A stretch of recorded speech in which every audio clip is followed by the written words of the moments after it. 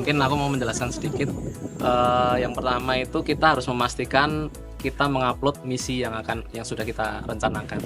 Jadi dengan menggunakan ground control station atau laptop yang ada di belakang saya ini, kita harus membuat dulu flight plan atau rencana jalur terbang, yang kemudian kita harus pastikan rencana jalur terbangnya sudah sesuai, dan kemudian kita upload ke dalam pesawat melalui telemetri. Setelah kita upload, maka kita pastikan lagi dengan kita coba baca ulang apakah rencana jalur terbang itu sudah sesuai. Jadi kita perlu mengecek beberapa kali untuk memastikan jalurnya sudah sesuai. Setelah itu tinggal kita bisa lanjutkan untuk melakukan penerbangan.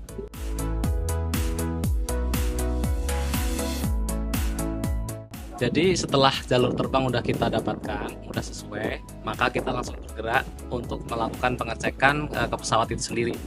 Pertama yang kita pastikan itu semuanya fungsinya normal. Itu kita bisa lihat statusnya ada di GCS, di Ground Control Station, apakah seluruh sensornya bekerja dengan baik. Terus kemudian setelah itu sudah kita pastikan oke, kita lanjutkan untuk melakukan pengecekan trigger kamera.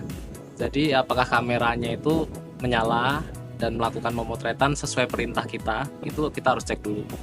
Biasanya teman-teman nanti memastikan itu dulu, terdengar sih suaranya kalau memang ada pemotretan.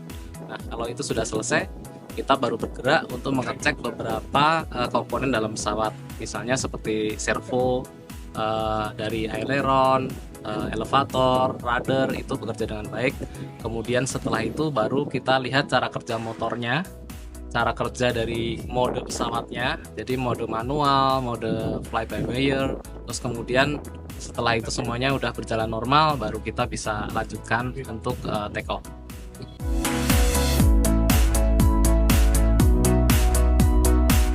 Oke, ini menarik sih.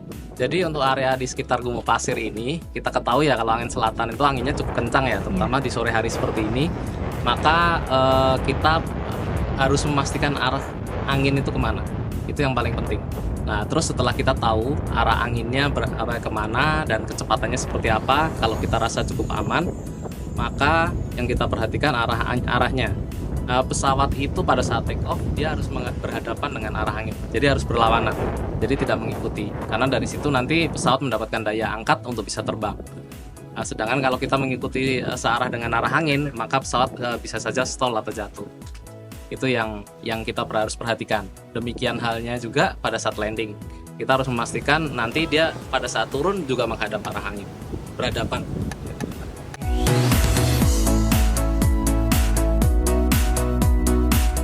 Oke, sebetulnya soal wahana itu jenisnya banyak. Kita tahu tadi ada quadcopter, ada fixed wing dan sebagainya. Tentunya semuanya punya kelebihan masing-masing ya, dan ada kekurangannya juga. Kalau multirotor atau quadcopter yang biasa kita kenal itu biasanya cakupannya tidak banyak. Jadi untuk area yang cukup luas seperti di kawasan Gumuk Pasir ini hingga 400-an hektar ya, itu kalau kita menggunakan multirotor bisa saja, tapi tentunya butuh pengulangan yang lebih banyak. Jadi kalau waktunya terbatas, SDM-nya terbatas, menggunakan fixed wing jauh lebih efisien. Satu cakupan fixed wing itu mungkin bisa setara 3-5 kali terbangnya dari multirotor. Mungkin itu gambarannya ya.